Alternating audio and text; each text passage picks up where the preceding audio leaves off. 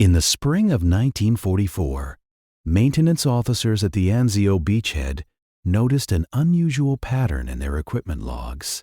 Rifles returned from forward positions showed wear and adjustments that didn't match authorized procedures. No requisitions or engineering orders explained these patterns, yet they appeared repeatedly across several units. These logs weren't documenting carelessness. They reflected a deeper tension. Soldiers confronting the gap between formal doctrine and the realities of their operational environment. This is the story of adaptation, how frontline units sometimes developed solutions before institutions could respond, and the questions that created for military organizations. The Allied landing at Anzio in January 1944 aimed to outflank German defensive lines and accelerate the advance on Rome. Instead, it produced a stalemate defined by terrain. Allied forces held a narrow coastal perimeter, surrounded by high ground controlled by German forces. From these elevated positions, German observation teams could monitor large sections of the Allied perimeter. Their observations fed artillery units further inland. The network functioned efficiently. Multiple observation points relayed data to centralized command, which allocated resources across the front. For Allied units in the pocket, this meant exposure. Movement could be detected, and the information quickly translated into coordinated fire. The cycle repeated reliably. Intelligence identified the positions regularly. But the challenge wasn't detection. It was the speed at which the system could be disrupted. American doctrine relied on designated marksmen using bolt-action rifles capable of precision engagement at extended range. Standard procedure emphasized engaging a target and withdrawing before coordinated enemy action could respond. This video is presented for historical and educational purposes only. This doctrine assumed that observers operated individually, or that disrupting one position would degrade the network. It assumed that follow-up engagements weren't immediately necessary. At Anzio, these assumptions didn't consistently hold. German observation teams often operated in small groups. If one team member was disrupted, others continued transmitting while relocating. The network remained functional, and the timing of bolt-action rifles limited Allied countermeasures. Field reports indicated that individual successes didn't always translate into systemic disruption.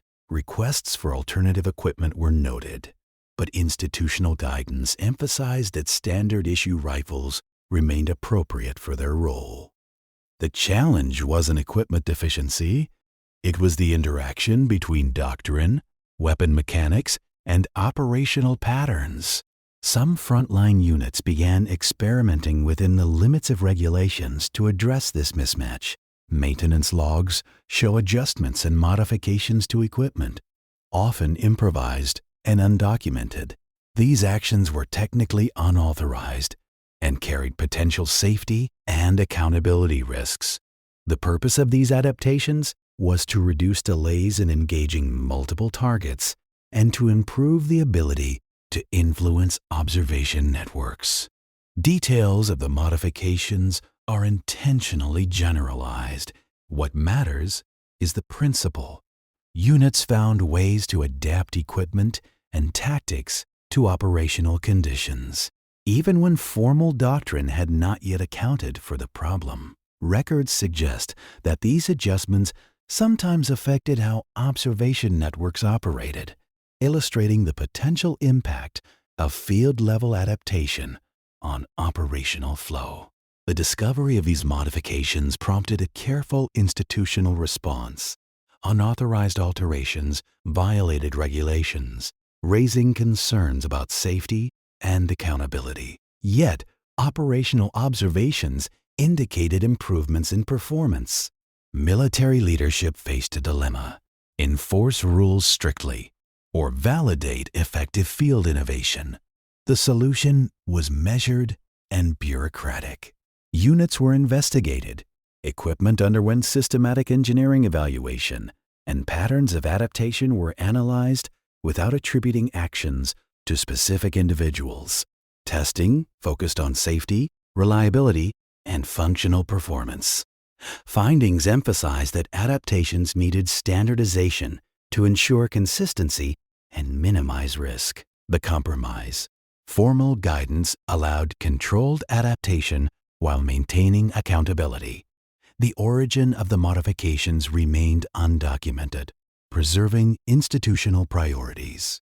Following official authorization, equipment adjustments were distributed across appropriate units.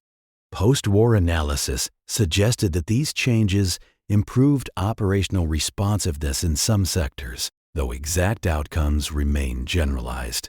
The focus is on system-level effects, not individual heroics. Field adaptation demonstrated that tactical innovation could be incorporated into formal doctrine, provided it underwent evaluation and standardization.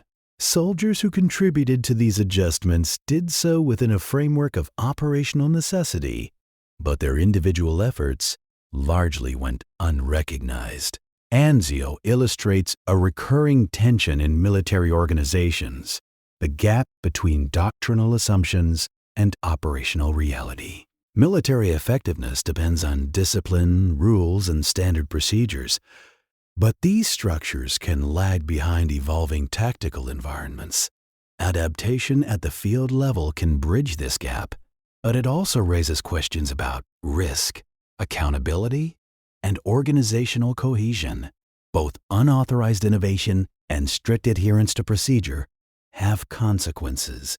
The challenge is creating mechanisms for frontline adaptation without compromising institutional integrity.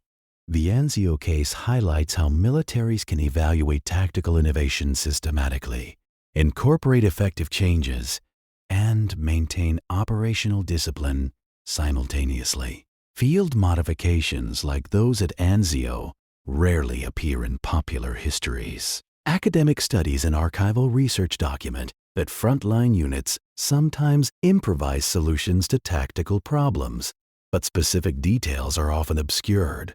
This highlights a key lesson. Operational adaptation often precedes formal recognition. Institutional processes can adopt effective innovations while leaving original contributors unacknowledged. The focus remains on patterns, systems, and lessons, not individual narrative.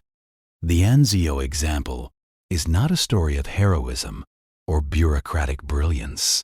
It is evidence of the ongoing tension between discipline and adaptation. Military institutions require rules to ensure predictability, safety, and coordination. But these rules can create rigidity. Frontline units confronted with gaps between doctrine and operational need must choose, follow procedures that may not work, or adapt to circumstances while risking rule violations. The lessons of Anzio show that effective adaptation can coexist with institutional discipline, but only when innovation is evaluated, standardized, and integrated. Ultimately, Anzio reminds us that the negotiation between rules and reality is a defining feature of organizational effectiveness under pressure. Innovation may be necessary, but it must be balanced with accountability and safety. These lessons remain relevant for modern military organizations navigating the tension between doctrine and operational reality.